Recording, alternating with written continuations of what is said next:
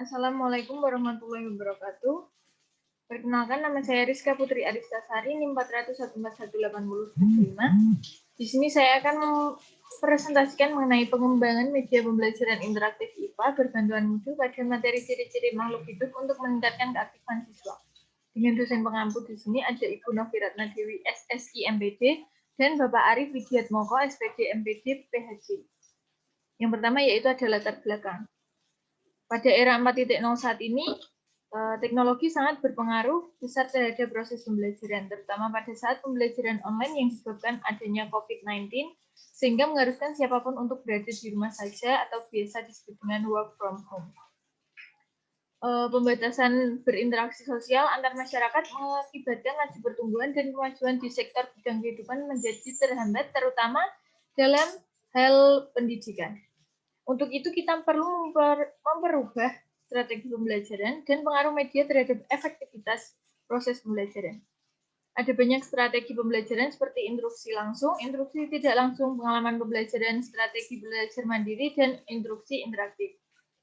Strategi pembelajaran yang dipilih memiliki dampak pada pembelajaran media yang akan digunakan.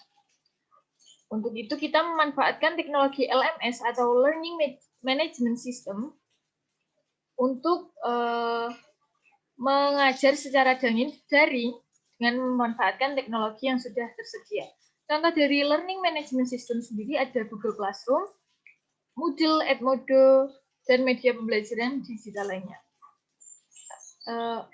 LMS ini dapat diakses melalui perangkat komputer maupun smartphone yang sekarang ini sudah digandrungi oleh seluruh masyarakat di Indonesia. Pada era 4.0 ini, teknologi sudah tidak asing dan tentunya guru dan siswa harus sama-sama cerdas dalam memanfaatkan teknologi yang sudah berkembang, terutama pada saat masa pandemi seperti ini. Teknologi yang dibutuhkan dalam proses pembelajaran seperti ini ada Zoom, Google Meet, Google Classroom, Moodle, atau LMS yang lainnya.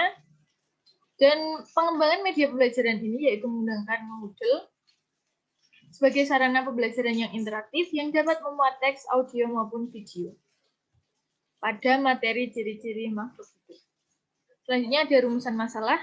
Yang pertama yaitu bagaimana pengembangan media pembelajaran interaktif dengan berbantuan Moodle pada materi ciri-ciri makhluk hidup. Dan yang kedua yaitu bagaimana kelayakan media pembelajaran dengan berbantuan Moodle pada materi ciri-ciri makhluk hidup.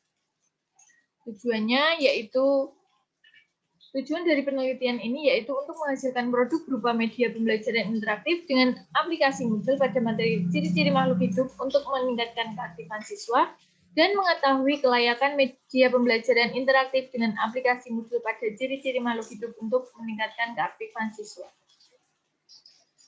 Untuk penegasan istilah di sini ada 3 yaitu media pembelajaran interaktif, yaitu pemilihan metode dan media pembelajaran yang digunakan sebagai sarana dalam menyampaikan materi.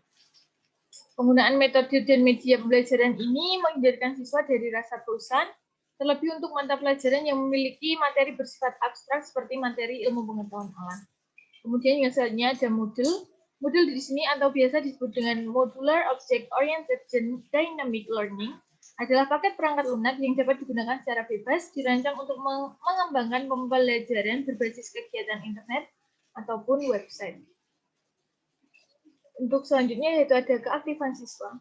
Artinya di sini kompetensi yang tercapai dari proses pembelajaran dapat diukur dengan 2 indikator yaitu keaktifan siswa selama belajar mengajar dan hasil yang didapatkan setelah pembelajaran tersebut selesai. Selanjutnya ada kajian pustaka. Di sini ada 3 yaitu media pembelajaran, Moodle, dan keaktifan siswa. Media pembelajaran sendiri merupakan alat untuk membantu proses pembelajaran digunakan untuk menyampaikan pengetahuan pembelajaran dan materi dari guru kepada siswa untuk menumbuhkan minat, motivasi, keaktifan siswa dalam berpikir kritis sehingga dapat mencapai tujuan pembelajaran. Yang kedua yaitu ada Moodle atau Modular Object Oriented Dynamic Learning Environment. Secara khusus, Moodle menyediakan sejumlah cara untuk mengekspresikan dan berbagai pengetahuan yang dimiliki siswa.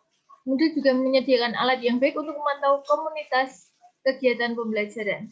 Modul ini merupakan paket perangkat lunak yang dapat digunakan secara bebas, dirancang untuk pengembangan pembelajaran berbasis kegiatan internet dan website.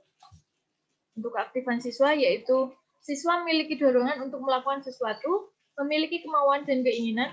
Belajar pada hakikatnya adalah proses aktif di mana seseorang melakukan kegiatan untuk merubah suatu perilaku, terjadi kegiatan merespon, kemudian melibatkan individu untuk saling berinteraksi, dan keaktifan siswa berarti kegiatan pembelajaran yang melibatkan individu di dalam kelas untuk menanggapi setiap pembelajaran selama proses kegiatan belajar mengajar sedang berlangsung. Di sini ada kompetensi dasarnya, yaitu yang pertama untuk kompetensi dasar materi kali ini yaitu mengklasifikasi makhluk hidup dan benda berdasarkan karakteristik yang diamati, kemudian menyajikan hasil pengklasifikasian makhluk hidup dan benda di sekitar lingkungan. Untuk rangka berpikir di sini permasalahannya yaitu kurangnya keaktifan siswa terutama saat pembelajaran IPA pada ciri-ciri makhluk hidup. Media pembelajaran yang digunakan siswa kurang menarik sehingga dapat membuat siswa kurang aktif. Untuk itu kita perlu mengembangkan media pembelajaran interaktif berbantuan Moodle agar dapat meningkatkan keaktifan siswa. Kelebihan dari pengembangan media ini yaitu menarik untuk digunakan, mudah dipahami, dan bisa diakses di mana saja menggunakan perangkat komputer ataupun smartphone. Selanjutnya ada metode penelitian. Yang pertama yaitu tempat dan waktu. Tempatnya ada di salah satu SMP di Kabupaten Semarang, waktunya sekitar bulan April hingga bulan Mei tahun 2022. Untuk subjek penelitiannya yaitu salah satu SMP di Kabupaten Semarang. Kemudian model pengembangannya yaitu AIDGIA. Merupakan proses instruksi yang terdiri dari 5 langkah sistematis, yaitu ada analisis, desain, pengembangan, implementasi, dan evaluasi. Yang selanjutnya ada prosedur pengembangan, ada analisis, desain, development, implementation, dan evaluation. Untuk uji coba produknya di sini ada desain uji coba. Uji coba ahli dilakukan oleh ahli materi dan ahli media, sedangkan uji coba kelas dilakukan terhadap peserta didik. Untuk subjeknya tadi sudah dijelaskan, yaitu ada 2, subjek uji coba untuk para ahli atau validator dan subjek untuk uji coba kelas. Jenis data yang dikumpulkan yaitu kuantitatif dan kualitatif. Instrumen pengumpulan data yaitu ada angket tanggapan siswa, instrumen ahli, dan instrumen tes.